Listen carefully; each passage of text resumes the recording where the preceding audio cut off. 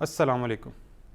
आज इलामा Iqbal open university के physics 1 के लेक्चर में मैं हूं आपका होस्ट मोहम्मद उस्मान मलिक। जैसे कि पिछले लेक्चर में हमने पढ़ा था एंगुलर पोजीशन क्या है, एंगुलर वेलोसिटी क्या है और एंगुलर एक्सेलरेशन क्या है। जैसा कि लीनियर मोशन के अंदर हम देखते हैं कि लीनियर काइनेटिक एनर्जी क्या है। आज के लेक्चर के अंदर हम देखेंगे कि रोटेशनल मोशन के अंदर जो काइनेटिक एनर्जी एसोसिएटेड होगी वो क्या होगी। उसके लिए आइए स्लाइड की तरफ जाते हैं। A rotating rigid body consists of mass in motion, so it has kinetic energy. We can express this kinetic energy in terms of the body's angular speed and a new quantity called moment of inertia. That depends on mass and how the mass is distributed. जैसा कि linear motion के अंदर हम kinetic energy define करते थे वो इस तरह डिफाइन की हुई है half M V square. M जो है मास ऑफ द बॉडी है और वेलोसिटी वी डिफाइन होती है।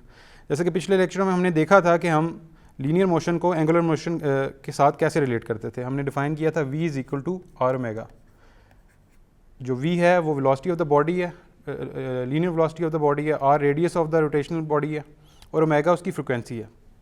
हम सिंपली अगर वेलोसिटी को रिप्लेस करें काइनेटिक एनर्जी के क्वांटिटी के अंदर v की जगह, तो हमारे पास जो आ जाता है वो हमारे पास फॉर्म आ जाएगी रोटेशनल काइनेटिक एनर्जी की फॉर्म, जो कि है half M R square omega square. Omega square जो है एंगुलर फ्रिक्वेंसी है और रेडियस ऑफ द बॉडी है कि किस एक्सिस के अराउंड जो बॉडी है वो रोटेट कर रही है। हम नेक्स्ट स्लाइड पे देखते हैं। Think of body as a being made up of large number of particles. अगर हम किसी बॉडी को कंसिडर करें, कोई भी आर्बिट्री बॉडी हो जिसके बहुत लार्ज नंबर ऑफ पार्टिकल्स हैं, यानी उसकी इरेगुलर शेप्स बॉडी है, the total kinetic energy of the body is the sum of kinetic energy of all of its particles. हम उसके मुख्तलिफ पार्टिकल्स को कंसिडर कर लें, यानी कि 100, 200 या मिलियन पार्टिकल्स हों, तो ईच पार्टिकल की काइनेटिक एनर्जी को अगर हम लिखना चाहें तो वो इस तरह लिख सकते हैं, sum of all the particles half m1 r1 square omega square. यानी r1 एक पहला पार्टिकल है, उसका डिस्टेंस रोटेशनल एक्सिस से क्या है, इसी तरह r2 जो है सेकेंड पार्टिकल है, उसका रोटेशनल एक्सिस से कितना डिस्टेंस है, और ओमेगा जो है उस बॉडी की जो है एंगुलर फ्रिक्वेंसी डिफाइन कर रहा है। इसको अगर हम समीशन में लिखना चाहें तो हम इस तरह लिख सकते हैं, summation half M I R I omega R I square omega square. R I और एम आई डिफाइन करेंगे हर पार्टिकल का रोटेशनल एक्सिस से डिस्टेंस और जिस पार्टिकल की हम बात कर रहे हैं। इसी तरह अगर हम इसको डिफरेंट फॉर्म में लिखना चाहें तो हम इस तरह लिख सकते हैं कि हम ब्रैकेट के अंदर समेशन एम आर स्क्वायर को अलहदा कर दें। अब ये जो क्वांटिटी न्यूली डिफाइन हम करेंगे इसको हम मूवमेंट ऑफ इनर्शिया कहते हैं। जैसा कि लीनियर मोशन के अंदर हम मास की बात करते हैं, वो इनर्शिया को डिफाइन करता है। रोटेशनल मोशन के अंदर हम मूवमेंट ऑफ इनर्शिया डिफाइन करते हैं, उसको हम आई से डिफाइन करेंगे। अब हम कोई भी इरेगुलर बॉडी की बात कर रहे हैं तो उसके अंदर नंबर ऑफ़ पार्टिकल बहुत ज़्यादा हैं, अगर 100 हैं 200 हैं जितने भी हैं, तो उस तरह हम मूवमेंट ऑफ इनर्शिया डिफाइन करना चाहें तो अगर वो पॉइंट पार्टिकल है तो उसको हम डिफाइन कर सकते हैं m1 r1 square plus m2 r2 square और plus so on and so on. और हम इसको समेशन की फॉर्म में लिख सकते हैं, summation of M R I का स्क्वायर। ये डिफाइन करता है मूवमेंट ऑफ इनर्शिया का। मूवमेंट ऑफ इनर्शिया जो होगा वो हर बॉडी के लिए डिफरेंट होगा और उसके एक्सिस के ऊपर डिपेंड करेगा। नेक्स्ट स्लाइड पे जाते हैं। The word movement means that I depends on how the body mass is distributed in space. यानी कोई भी बॉडी है उसका मास किस तरह डिस्ट्रीब्यूटेड है, यानी स्पेस के अंदर के जो पार्टिकल्स हैं वो इक्वली डेंस हैं हर पॉइंट पे या उनकी डेंसिटी डिफरेंट है, तो वो हमें डिफाइन करेगा मूवमेंट ऑफ इनर्शिया का। Now the ISI unit of movement of inertia is the kilogram metre square. जो यूनिट ऑफ इनर्शिया का यूनिट्स हम यूज़ करते हैं वो किलोग्राम मीटर स्क्वायर है। किलोग्राम हमारे पास आता है मास की वजह से, जो कि जिसके मास के यूनिट जो होते हैं हमारे पास वो केजी होते हैं, और इसी तरह हमारे पास जो आर स्क्वायर है, आर स्क्वायर के यूनिट्स आते हैं हमारे पास वो होते हैं मीटर स्क्वायर के। तो इसी तरह हम डिफ़ाइन करते हैं कि रोटेशनल काइनेटिक एनर्जी को हम इसी तरह डिफ़ाइन कर सकते हैं मूवमेंट ऑफ इनर्शिया की टर्म्स में। जैसे कि हमने आई को डिफ़ाइन कर दिया था, काइनेटिक एनर्जी को हमने जब लीनियर मोशन से डिफ़ाइन किया था हाफ एम वी स्क्वायर से, तो हमारे पास वो आ गया था v is equal to R omega हमने पुट किया, तो हमारे पास आ गया half M R square omega square. अभी हमने डिफ़ाइन किया movement of inertia I is equal to M R square, तो हम सिंपली रिप्लेस कर देते हैं एम आर की स्क्वायर की जगह आई को, तो हमारे पास जो रोटेशनल काइनेटिक एनर्जी की फॉर्म आ जाती है वो है half I omega square. Eye movement of energy और ओमेगा एंगुलर फ्रिक्वेंसी है कि ये काइनेटिक एनर्जी पे लीनियरली डिपेंड कर रहे हैं। अब हम इसकी एक एग्जांपल देखते हैं कि अगर मूवमेंट ऑफ एनर्जी किस तरह डिपेंडेंट होगा किसी बॉडी के रोटेशन के हवाले से। अब इसके अंदर अगर हम देखें तो मास को जो दो मासेस मौजूद हैं इसमें, अगर हम इस मास की बात कर लें, इसको हम ए कह दें और इसको बी कह दें, ए और बी मासेस जो हैं वो रोटेशन एक्सिस के बिल्कुल करीब हैं। तो इससे क्या फ़र्क पड़ेगा? मासेस क्लोज टू एक्सिस, यानी अगर एक्सिस के क्लोज है, स्मॉल मूवमेंट ऑफ इनर्शिया, जो movement of inertia of body होगा पूरे सिस्टम का वो स्मॉल होगा। Easy to start operates rotating, यानी हमें जो इसको रोटेशन करानी पड़ेगी वो हमें आसानी से हम करा सकते हैं। उसकी रीज़न हम इस मैथमेटिकल इक्वेशन से देख सकते हैं कि हाफ आई ओमेगा स्क्वायर, यानी हमें काइनेटिक एनर्जी कम लगानी पड़ रही है अगर हमारे पास मूवमेंट इनर्शिया कम है, यानी काइनेटिक एनर्जी जो है डायरेक्टली प्रोपोर्शनल है मूवमेंट इनर्शिया के। ओमेगा स्क्वायर हमने एक ख़ास फ्रिक्वेंसी से एक बॉडी को मूव करना है तो हमें कम काइनेटिक एनर्जी रिक्वायर्ड होगी अगर उसका मूवमेंट ऑफ इनर्शिया कम है। अगर उसका मूवमेंट ऑफ इनर्शिया ज़्यादा होगा तो हमें ज़्यादा काइनेटिक एनर्जी लगानी पड़ेगी। तो इसी तरह अगर हम इसी सिस्टम को डिफरेंटली देखें कि अगर हम उन मासेस को एंड ऑफ द उसके बीट्स के ऊपर ले जाएं रॉड के ऊपर, तो हमारे पास जो है मूवमेंट ऑफ इनर्शिया की वैल्यू बढ़ जाएगी। तो इस केस में हमारे पास सिस्टम को उसी फ्रिक्वेंसी से मूव करने के लिए हमें ज़्यादा काइनेटिक एनर्जी अप्लाई करनी पड़ेगी, तो जिसके लिए हमें ज़्यादा एनर्जी रिक्वायर्ड होगी। जैसा कि अभी हमने देखा कि रोटेशनल मोशन के अंदर काइनेटिक एनर्जी किस तरह डिफ़ाइन करते हैं, रोटेशनल काइनेटिक एनर्जी को हम कैसे डिफ़ाइन करते हैं। तो इसी तरह अगर हम एनर्जी की बात करें तो किसी भी बॉडी की एनर्जी, अगर कोई रोटेशन बॉडी है तो उसको हम 2-3 तरीक़ों से उसकी एनर्जी को डिफ़ाइन कर सकते हैं। उसकी एक ट्रांसलेशनल काइनेटिक एनर्जी होगी जो कि उसके लीनियर मोशन से डिफ़ाइन होगी, फिर उसकी एक रोटेशनल काइनेटिक एनर्जी होगी, और तीसरी हम उसको पोटेंशियल एनर्जी से भी डिफ़ाइन कर सकते हैं। यानी एक बॉडी की जो कि रोटेशनल मोशन के अंदर मौजूद है उसके पास 3 तरह की एनर्जी मौजूद हो सकती है। तो आइए एक हम एग्जांपल देखते हैं जिसके अंदर हम डिफरेंट सिस्टम के अंदर से हम काइनेटिक एनर्जी और मूवमेंट ऑफ इनर्शिया निकालने की कोशिश करेंगे। आइए स्लाइड की तरफ चलते हैं। A machine part consist of 3 disc linked by light weight struts. What is the body's movement of inertia about an axis through the center of disk A perpendicular to the plane of the diagram? अभी हमारे पास system define किया गया है जिसके अंदर small disc थी हैं, जिनको यूजली हम इस केस में पॉइंट पार्टिकल के तौर पे ही लेंगे। तो इस केस में हमारे पास डिस्क A मौजूद है, डिस्क B मौजूद है, और ये डिफरेंटली ओरिएंटेड है। इनके आपस में जो डिस्टेंस है वो हमें बता दिया गया कि कितना डिस्टेंस है, और मास और हर डिस्क का मास भी हमें बता दिया गया। तो पहला पार्ट हमारे पास है what is the body's movement of inertia about an axis through the centre of disc A, यानी डिस्क ए के थ्रू अगर हम इस पॉइंट के अंदर जो मूवमेंट ऑफ इनर्शिया, अगर हम एक्सिस ऑफ रोटेशन को ये पॉइंट रखें तो हमारे पास इस सिस्टम का मूवमेंट ऑफ इनर्शिया क्या होगा। तो सेकंड पार्ट के अंदर what is the movement of inertia about an axis through the centre of disc B and C. Second part के अंदर हमें देखना होगा कि मूवमेंट ऑफ इनर्शिया जो होगा इस सिस्टम का वो बी और सी से इस पॉइंट के, अगर एक्सिस ऑफ रोटेशन ये हो तो इस सिस्टम का मूवमेंट ऑफ इनर्शिया क्या होगा। और थर्ड पार्ट के अंदर हमने एनर्जी को निकालना है। What is the bodies kinetic energy if it rotates about the axis through A with N angular speed of 4 radian पर सेकंड। अगर इस एक्सिस के थ्रू बॉडी जो है वो रोटेट कर रही है तो उसका kinetic energy, rotational kinetic energy हमारे पास क्या होगी। तो आइए इसका सोल्यूशन देखते हैं हम। पार्ट ए के अगर ये डायग्राम हम क्लियरली एलेबरेट कर रही है कि क्या डिस्टेंसेस हैं, कि ए और सी के दरमियान हमारे पास 0.4 मीटर डिस्टेंस है, ए और बी के दरमियान 0.50 मीटर डिस्टेंस है, और बी और सी के दरमियान 0.30 मीटर डिस्टेंस है। उसी तरह उनके डिफरेंट मासेस भी डिफाइन किए गए। अब हम देखते हैं कि पार्ट ए जो कि हमने एक्सिस बॉडी ए के थ्रू अगर हमारा एक्सिस ऑफ रोटेशन हो तो हमारे पास मूवमेंट ऑफ इनर्शिया क्या निकलेगा। अब हमारे पास 3 पार्टिकल हैं सिस्टम के अंदर जिनके डिफरेंट डिस्टेंसेस हैं। The particle at point A जो lies on the axis through A, so its distance R from the axis is 0 and it contributes nothing to the movement of inertia. यानी जो हमारा point axis ए है इस axis के through, तो क्योंकि ये बॉडी जो ए बॉडी है वो उसी एक्सिस के ऊपर मौजूद है तो उसका डिस्टेंस 0 है उस एक्सिस के थ्रू, बट बी और सी का एक ख़ास डिस्टेंस है। तो इस केस में हमारे पास जो ए जो मास है वो कुछ कंट्रीब्यूट नहीं करेगा मूवमेंट ऑफ इनर्शिया के अंदर, मगर हमारे पास जो दूसरे मासेस हैं वो कंट्रीब्यूट करेंगे। तो अगर हम इसको एलैबोरेट करके लिखना चाहें तो हम इसको इस तरह लिख सकते हैं ma/a² plus mb/b² plus mc/c²। क्योंकि RA जो है हमारे पास वो 0 है इस केस में, तो इसलिए हमारे पास जो पहला पार्ट है वो 0 हो जाता है। और सेकंड केस में हमारे पास जो मास पार्टिकल बी का मास है 0.1 kg हमें गिवन है, और जो उसका रेडियस है RB वो 0.5 मीटर है। इसी तरह सी पार्टिकल का 0.20 उसका मास है और 0.40 उसका डिस्टेंस है with respect to a rotational axis through. इसको हम अगर सिंप्लीफाई करें तो हमारे पास जो movement of inertia with respect to axis A के थ्रू निकलता है वो है 0.057 kg मीटर स्क्वायर। ये मूवमेंट ऑफ इनर्शिया हमें निकला है कि अगर axis of rotation A mass के सेंटर के थ्रू पास हो रहा हो। अब सेकंड केस के अंदर था कि अगर हमारे पास मूवमेंट ऑफ इनर्शिया बी और सी के थ्रू पास हो रहा हो, यानी कि हमारे पास बी और सी के इस एक्सिस के थ्रू पास हो रहा हो, तो हमारे पास मूवमेंट ऑफ इनर्शिया उस केस में क्या होगा। तो इस केस में हम देखते हैं, इस केस में हमारे पास क्योंकि एक्सिस के थ्रू पास हो रहा है तो बी और सी उसी एक्सिस के ऊपर लाई करते हैं, तो उनका डिस्टेंस इस केस में ज़ीरो होगा। यानी इस केस में अगर हम बी पार्ट की बात करें तो हमारे पास जो ये दूसरे दो कंपोनेंट्स हैं ये ज़ीरो हो जाएंगे, मगर जो फर्स्ट पार्ट है वो सिर्फ इस केस में हमारे पास जवाब में आएगा। यानी हम अगर इसको लिखना चाहें तो हमारे पास सिंप्लीफाई हो जाएगा एम ए स्क्वायर और आर ए स्क्वायर।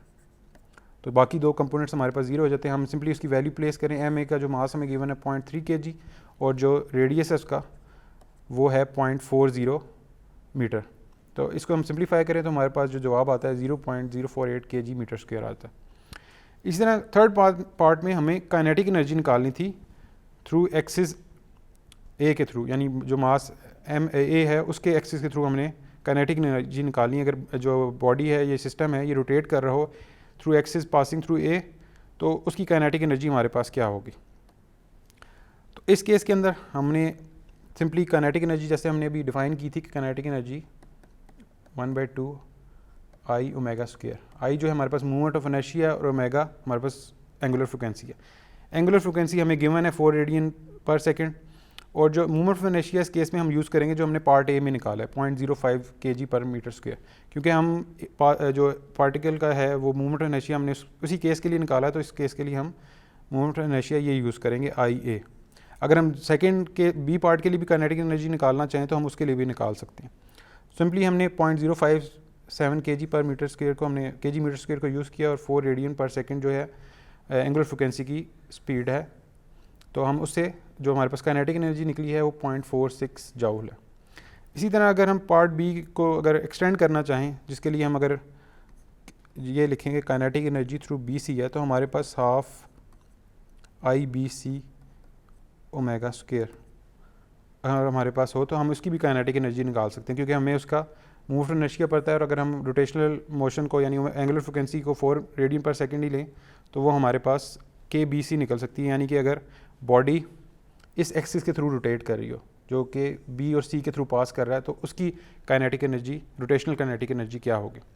अभी हमने देखा कि एक एग्जांपल के थ्रू जिसमें डिफरेंट मासेस को हमने लिया है और डिफरेंट ही ओरिएंटेड है, और उनके डिफरेंट एक्सिस के थ्रू अगर हम सिस्टम को रोटेट करें तो उनका मूवमेंट ऑफ इनर्शिया क्या होगा और उनकी काइनेटिक एनर्जी क्या हो सकती है।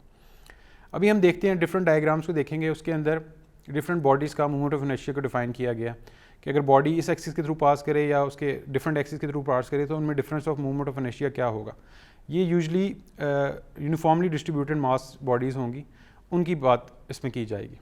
आइए इसके लिए स्लाइड की तरफ जाते हैं। Movement of inertia of various body. पहली अगर हम डायग्राम में देखें जो ए को शो कर रहा है, ये हमारे पास एक सिंपल रॉड है जिसकी लेंथ को एल डिफाइन किया गया। तो इसका मूवमेंट ऑफ इनर्शिया डिफाइन किया जाता है I is equal to half M L square. M जो है मास ऑफ द रॉड है और एल जो है उसका लेंथ है। इसी तरह अगर एक्सिस, इस केस में जो एक्सिस ऑफ रोटेशन है वो डिफाइन किया गया, अगर जो है axis of rotation centre of the rod हो, उस केस के अंदर जो मूवमेंट ऑफ इनर्शिया होगा हमारे पास वो ये होगा हाफ 1/12 एम एल स्क्वायर। अगर जो है रोटेशन एक्सिस हमारे पास एक एंड पे चला जाए, यानी एक एंड से हम रॉड को रोटेट कर रहे हैं, तो उस केस में हमारे पास जो मूवमेंट ऑफ इनर्शिया हो जाएगा वो 1/3 एम एल स्क्वायर हो जाएगा। उसमें वही है कि एम जो है मास ऑफ द रॉड है और एल जो है डिस्टेंस रॉड की लेंथ है हमारे पास। इसी तरह अगर हम दूसरे बॉडीज़ की बात करें, इसके अंदर हमारे पास एक रेक्टेंगुलर प्लेट डिफाइन की गई है। अगर एक रेक्टेंगुलर प्लेट है जिसका जो विड्थ है वो ए है और उसकी लेंथ बी है, और उस केस में रोटेशनल एक्सिस जो है वो सेंटर से पास हो रहा है, तो हमारे उस केस में जो हमारे पास उसका मूवमेंट ऑफ इनर्शिया बनता है वो 1/12 एम इंटू ए स्क्वायर प्लस बी स्क्वायर है।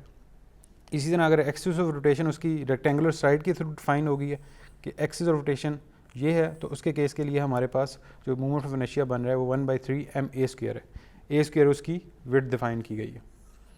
इसी तरह अगर हम देखें कि हॉलो सिलेंडर है जिसका एक रेडियस डिफाइन किया गया है, जो इनसाइड है वो R1 है और उसका आउटसाइड जो रेडियस है R2 है, और अगर उसके हम सेंटर ऑफ एक्सिस से पास कर रहे हैं तो उसका हमारे पास जो मूवमेंट ऑफ इनर्शिया होगा वो is equal to I is equal to half M into R1 square plus R2 square, R1 inside radius और R2 आउटसाइड रेडियस है, और M उसका सिलेंडर के मास को डिफाइन कर रहा है। और इसी केस में अगर हमारे पास सिलेंडर जो है वो कम्प्लीटली फिल्ड हो, सॉलिड सिलेंडर हो, तो उस केस में हमारे पास जो मोमेंट ऑफ इनर्शिया होगा हाफ mr स्क्वायर है, और उसका एक्सिस ऑफ रोटेशन है वो सेंटर ऑफ द एक्सिस है। इसी तरह अगर हम देखें थिन वॉल्ड हॉलो सिलेंडर की बात करें, जिसमें थिन वॉल्ड है यानी कि उसका रेडियस बहुत ही स्मॉल है, उसकी यानी थिकनेस बहुत ही कम है, तो उस केस में मोमेंट ऑफ इनर्शिया हमारे पास जो आ जाएगा mr स्क्वायर हो सकता है। m जो है उसका मास है और रेडियस जो है रेडियस ऑफ द सिलेंडर। इस तरह अगर हम सॉलिड स्फीयर की बात करें तो उसका मोमेंट ऑफ इनर्शिया क्या होगा कि जब वो एक्सिस ऑफ रोटेशन के थ्रू पास कर रहा है तो वो हमारे पास 2/5 mr स्क्वायर है, r उसका रेडियस है। इसी तरह अगर हम थिन वॉल्ड हॉलो स्फीयर की बात करें, यानी कोई शेल हो जिसके अंदर कम्प्लीटली फिल्ड ना हो, यानी कि खाली शेल किस्म का स्फीयर हो हमारे पास, तो उसका मोमेंट ऑफ इनर्शिया क्या होगा, वो हमारे पास I = 2/3 mr स्क्वायर होगा। अभी हमने देखा कि डिफरेंट जो यूनिफॉर्मली डिस्ट्रीब्यूटेड मासेस हैं उनका मोमेंट ऑफ इनर्शिया क्या है। अगले लेक्चर में हम इनके बारे में देखेंगे, हम इनके मोमेंट ऑफ इनर्शिया को ड्राइव भी करेंगे डिफरेंट मैथमेटिकल प्रोसीजर से। अभी हम देखते हैं कि हम different kinetic energy, different problems को देखते हुए मोमेंट ऑफ इनर्शिया को यूज़ करते हुए प्रॉब्लम्स को कैसे सॉल्व कर सकते हैं। इस अगले सेक्शन में हम देखेंगे कि 1-2 एग्जांपल्स को देखेंगे जिसके अंदर हम मोमेंट ऑफ इनर्शिया और काइनेटिक एनर्जी को यूज़ करते हुए डिफरेंट प्रॉब्लम्स को सॉल्व करेंगे। आइए स्लाइड की तरफ जाते हैं। An unwinding cable. We wrap a light non-stretching cable around a solid cylinder of mass 50 kg and diameter 0.120 meter, which rotates in frictionless bearings about a stationary horizontal axis. We pull the free end of the cable with a constant 9 force for a distance of 2 meter. It turns the cylinder as it unwinds without slipping. The cylinder is initially at rest. Find its angular speed and the final speed of the cable. अब एक cylinder है जो एक axis के साथ attach किया गया है, जिसका हमें रेडियस बताया हुआ है और डायमीटर बताया हुआ है जो कि 0.120 मीटर है। उसका मास भी गिवन है हमें 50 kg है। उसके गिर्द एक रोप जो है कि रोप को हमने वाइंड किया हुआ है, यानी उसके गिर्द लपेटा हुआ है। तो अब हम अगर 9 न्यूटन फोर्स हम लगाते हैं उस रोप के ऊपर और उसको 2 मीटर तक खींचते हैं, तो कितनी हमने इतनी फोर्स लगाई, अब उसके अनवाइंड होगी जो रोप, उसकी वजह से हमारे पास क्या जो होगी, जो उसकी जो हमारे पास प्लेट है उसकी एंगुलर स्पीड क्या होगी और उसकी final speed of the cable क्या होगी हमारे पास। तो इसके लिए आइए सोल्यूशन देखते हैं। अब हमने सिलेंडर के ऊपर वर्क डन किया है, हमने एक फोर्स लगाई है और उसने एक ख़ास डिस्टेंस तक हमने जो है लेंथ पे फोर्स लगाई है, तो हमारे पास वो वर्क डन कितना हुआ है वो हम इससे निकाल सकते हैं। जैसे कि हमें पता है W = FD, हमने उस फोर्स से लगाया, यानी हमने इस पर वर्क W अदर = FS लगाया। FD हमारे पास होता है FD cos theta. cos theta define है angle between F and D। Force जो है हमारे पास इस डायरेक्शन में लग रही है और हमारे पास डिस्टेंस भी इस डायरेक्शन में कवर हो रहा है, तो हमारे पास ये 0 डिग्री, यानी आलमोस्ट इसका जो एंगल बिटवीन दोनों है फोर्स और डिस्प्लेसमेंट के दरमियान जो एंगल है हमारे पास 0 डिग्री है, तो हमारे पास cos 0 जो है वो 1 आ जाता है, तो इसलिए हमारे पास ये FS लिखा गया। अब हमारे पास फोर्स जो गिवन है, जो हमने बताई गई है गिवन क्वेश्चन के अंदर, वो 9 न्यूटन है और जो डिस्टेंस कवर किया है वो 2 मीटर है रोप ने। तो हम इसको प्लेस करें तो हमारे पास जो वर्क डन आ जाता है वो 18 जूल आ जाता है इस केस में। अब इस सिस्टम का मूवमेंट ऑफ इनर्शिया क्या है। अभी हमने देखा था कि हॉलो सिलेंडर का जो मूवमेंट ऑफ इनर्शिया डिफाइन किया गया था फील्ड सिलेंडर का, वो हाफ mr स्क्वायर से डिफाइन किया गया था। m जो है मास ऑफ द सिलेंडर है और r जो है उसका रेडियस है। अब जैसा कि हमें डायमीटर गिवन है तो डायमीटर को हाफ करें तो हमारे पास रेडियस आ जाता है, उसको हमने r की जगह पुट कर दिया 0.06 मीटर, और हमारे पास जो मास है वो सिलेंडर का वो 50 kg है।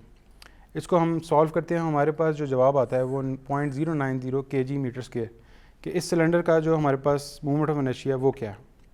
इसी तरह अब हम सिस्टम की एनर्जी की बात करें तो इनिशियली सिस्टम के पास ना कोई काइनेटिक एनर्जी थी, यानी शुरू में सिस्टम बिल्कुल रेस्ट पे था, ना उसकी कोई पोटेंशियल एनर्जी थी।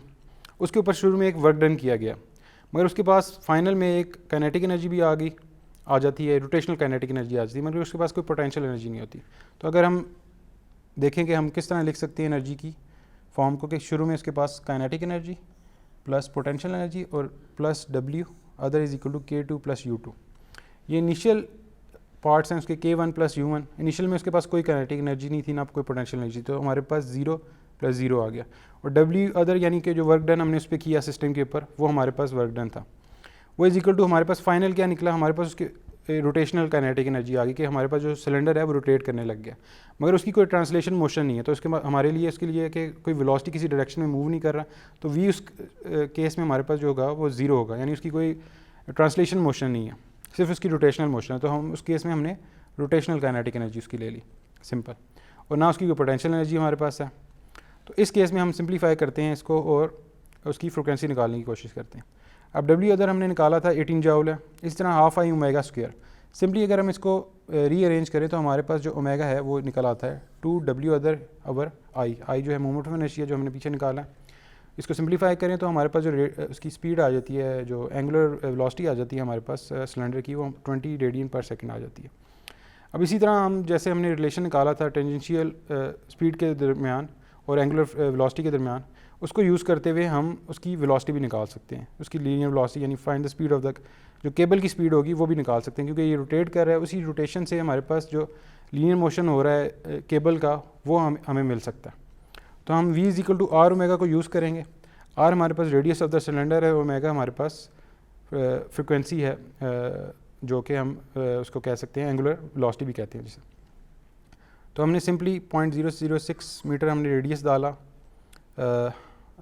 उसका सिलेंडर का, और हमने उसकी एंगुलर वेलोसिटी को प्लेस किया। तो हमारे पास जो वेलोसिटी आ गई है वो रोप की, वो 1.2 मीटर पर सेकंड है, यानी 1.2 मीटर पर सेकंड से हमारी जो रोप है वो आउटवर्ड निकल रही है सिलेंडर की घूमने की वजह से।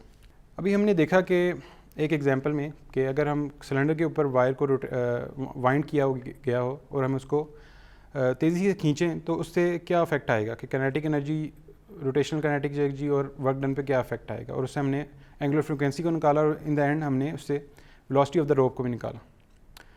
तो आज के लेक्चर में हमने देखा कि रोटेशनल काइनेटिक एनर्जी क्या है और मूवमेंट ऑफ इनर्शिया क्या है, और डिफरेंट बॉडीज़ के मूवमेंट ऑफ इनर्शिया के बारे में देखा। उम्मीद करता हूँ आज का लेक्चर आपको अच्छी तरह से समझ आ गया होगा। इंशाल्लाह किसी और दिन किसी और टॉपिक के साथ फिर हाजिर होऊंगा। अल्लाह हाफ़िज़।